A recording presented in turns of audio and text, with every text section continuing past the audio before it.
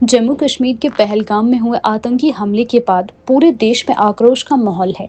इस बीच anti terrorist front India के राष्ट्रीय अध्यक्ष वीरेश शांडिल्य ने आतंकियों के खिलाफ सख्त कार्यवाही की मांग की है। उन्होंने कहा कि नाम पूछकर निर्दोष पर्यटकों को गोली मारने वाले पाकिस्तानी कुत्ते आतंकी इंसान नहीं हैं, बल्कि हैवान हैं, जिनका कोई स्थान धरती पर नहीं होना चाहिए। शांडिल्य ने प्रधानमंत्री नरेंद्र मोदी और केंद्रीय गृह मंत्री अमित शाह से आग्रह किया है कि ऐसे दरिंदों का नामो निशान मिटा दिया जाए और आतंकियों को उनके घर में घुसकर मौत के घाट उतारा जाए। उन्होंने कहा कि अब समय आ गया है कि पाकिस्तान को भी सख्त संदेश दिया जाए कि भारत अपने नागरिकों की हत्या बर्दाश्त नहीं करेगा। उन्होंने यह भी कहा कि देशवासियों को अब एकजुट होकर आतंक के खिलाफ निर्णायक लड़ाई के लिए खड़ा होना चाहिए। देखिए, इससे दुखद खबर आज की नहीं हो सकती कोई। और जिस तरह पाकिस्तानी आतंकवादियों ने पहलगाम के अंदर मौत का तांडव निर्दोष लोगों के साथ किया और निर्दोष लोगों को उनका धर्म पूछकर जो हिंदू थे उनको चुन चुन कर मारा,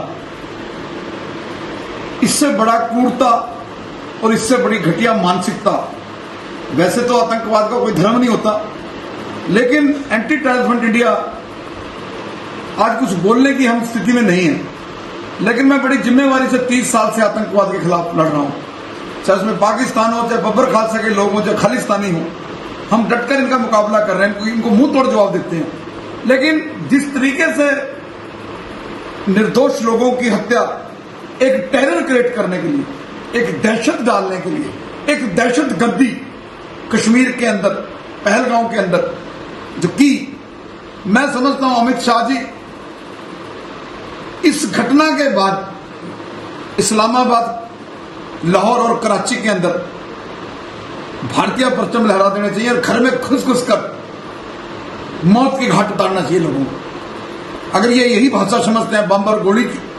वैसे तो पाकिस्तान ने हमेशा कारगिल का युद्ध किया था, वाजपेयी साहब ने विश्वास किया और इन्होंने कारगिल में घुसपैठ करके भारत की पीठ पर छुरा मारा, 26/11 किया, निर्दोषों की हत्या की, संसद पर अटैक किया, पठानकोट एयरबेस किया। कब तक माफ करेंगे इन आतंकवादियों को? कब तक माफ करेंगे पाकिस्तान को? कब तक माफ करेंगे पाकिस्तान के आतंकवादियों को, मौलाना मसूद अजहर को, हाफिज सईद को? अब तो जैसे 26/11 के दोषी को पकड़कर लाए हैं राणा को, अब समय आ गया है कि जैसे इन्होंने कश्मीर के अंदर मौत का तांडव किया, अब भारतीय सेना के हवाले किया जाए जम्मू कश्मीर को, राष्ट्रपति शासन लागू किया जाए।